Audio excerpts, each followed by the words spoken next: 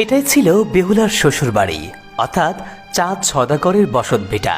এখানেই বেহুলার স্বামী লক্ষিন্দর জন্মগ্রহণ করেছিলেন এবং এই বাড়ি থেকেই বেহুলা ও লক্ষিন্দরের বিয়ে হয়েছিল।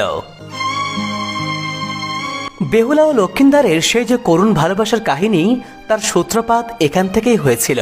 চাঁদ সওদাগরের সেই বসত ভিটাটি এখনো স্মৃতি হিসেবে রয়ে গেছে, যেখানে আজও নাকি বিশাল বিশাল সাপ দেখতে পাওয়া যায়। মোটামুটি সাপ আছে, নিচে নিচে একবার হারিয়ে একটা সাপ আসলো, অদটি ছেড়ে গড়তে গড়তে গড়তে গড়তে মরে গেছে।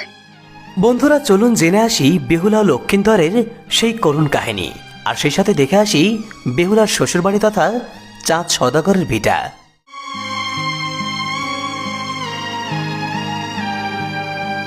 বন্ধুরা, বাংলা ইতিহাসের বিখ্যাত গ্রন্থ মনসা মঙ্গল কাব্যে চাঁদ সওদাগর ও বেহুলা লক্ষিন্দরের উল্লেখ পাওয়া যায়। সেখান থেকে জানা যায় তৎকালীন বাংলার সবচেয়ে ধনী ও প্রভাবশালী বণিক ছিল চাঁদ সওদাগর। তিনি শুধু ব্যবসায়ী ছিলেন না, ছিলেন মহাদেবের একনিষ্ঠ ভক্ত।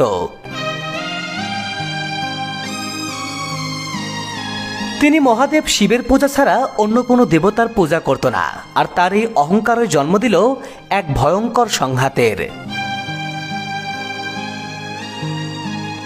সর্পদেবী মনসা চেয়েছিলেন বাংলায় নিজের পূজা প্রতিষ্ঠা করতে, কিন্তু চাঁদ সওদাগর স্পষ্ট জানিয়ে দিলেন তিনি মনসার পূজা করবেন না। অনেক চেষ্টার পরেও যখন মনসা চাঁদ সওদাগরের পূজা পেতে ব্যর্থ হয়, তখন মনসা রাগে ক্ষুব্ধ হয়ে একে একে চাঁদ সওদাগরের 6 পুত্রকে দংশন করে মেরে ফেলে।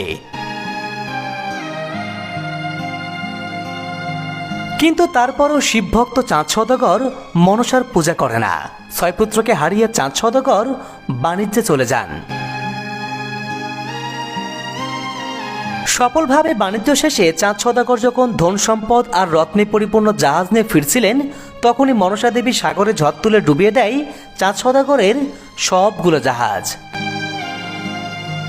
সেখানে সবার মৃত্যু হয়ে যায়, কিন্তু কোনো রকম ভাবে প্রাণে বেঁচে ফেরে চাঁদ সওদাগর। এরপর চম্পকনগর অর্থাৎ এখানে ফিরে এসে চাঁদ সওদাগর নতুন করে জীবন শুরু করে, আর এবার তার আরেকটি ছেলে জন্ম নেয়, যার নাম লক্ষিন্দর। ওইদিকে সিরাজগঞ্জের তারাশে জন্ম নেয় বেহুলা, যে ছিল চাঁদ সওদাগরের বন্ধুর মেয়ে। একই সাথে বেড়ে ওঠে বেহুলা ও লক্ষিন্দর। এরপর প্রাপ্তবয়স্ক হলে বেহুলা ও লক্ষিন্দরের বিয়ের কথা হয়, কিন্তু গণকেরা কুষ্টিগুণে বলেন বাসর রাতে সাপের দংশনে লক্ষিন্দরের মৃত্যু হবে।